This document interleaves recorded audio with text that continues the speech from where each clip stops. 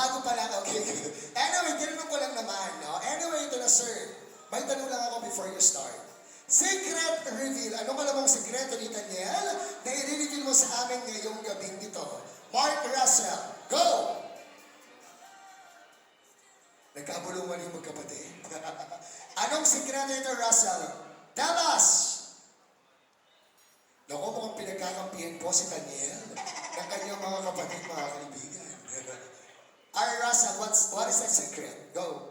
Nakakabili po ng maraming baboy pero brick po hindi. Okay! Wow! That was such a nice revelation. Kumbaga, maraming pambiling baboy pero yung underwear wala. Okay, anyway, Daniel, baka naman daw. Don't worry, si April na yung bahala. Okay, that was such a fun revelation tonight, ha? And ito na, sir. Russell, you know what to do as the best man? Your message. Ito sa inyo. Ako po pala yung pinakabatang kapatid ni Kuya, Daniel.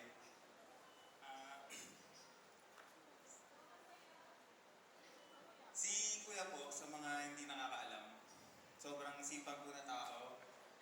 Hindi mo po makikita sa bahay kasi laging nasa babuyan. Gusto niyo po lagi pera, pera, pera. Ganun po lagi mindset niya. Kaya po idol ko yan. Ngayon po nararamdaman ko bilang may asawa na siya. Masaya po na malungkot. Masaya po dahil aalis na... Ay.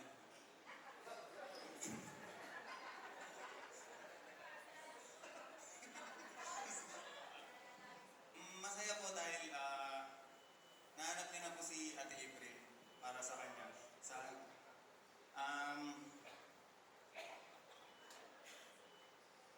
Message ko kay Ate April.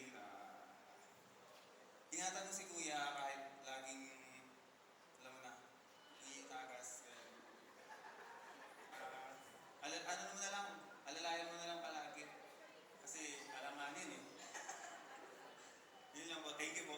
Thank you so much, Russell. Job well done. Now let's hear it to the beautiful sister, Elisha. Good evening. Hi. Hi, good evening. Good evening, everyone. Okay, and I will not be asking you the same question. So ito na lang. One of the most special moment or most memorable moment together with your brother. Go, ma'am. Okay, I'm trying to think of something. Wala. Wala masyado.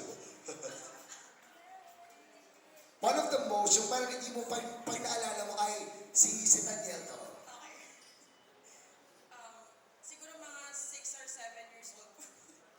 6 years or 7 years old po kami. Tapos, binato niya ako ng sandok. Tapos, nagkasugat ako dito. Tapos, inabutan kami ni mama ng kutsilyo. Sabi niya sa amin, lagi kayo nag-aaway. Kung mag-aaway kayo, eto na. Iisagad niyo na. Kasi wala na, hindi na kami nag-aaway. Okay! At least you have learned your lesson on that part. No? Magaling talaga ang mga magulang no, pagdating sa ganyang bagay. And now, Elisha, it's about time for you to give your message. Ladies and gentlemen, the beautiful sister of the group. Okay, hindi ako prepared dito, pero alam niyo naman na masaya ako para sa inyong dalawa. Dahil ako lagi yung third wheel nila eh.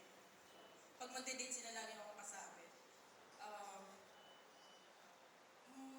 Dudugsungan ko lang yung sinabi na yung nafe-feel ko about this, syempre masaya ako. Masaya ako kasi hindi na ako yung bubisitin ni Kuya. Si Ate April na. Yun lang, masaya naman ako. Hindi naman ako malulungkot kasi nadagdagan naman kami. So, and then kay Ate April, alam mo naman yun, welcome ka sa family namin.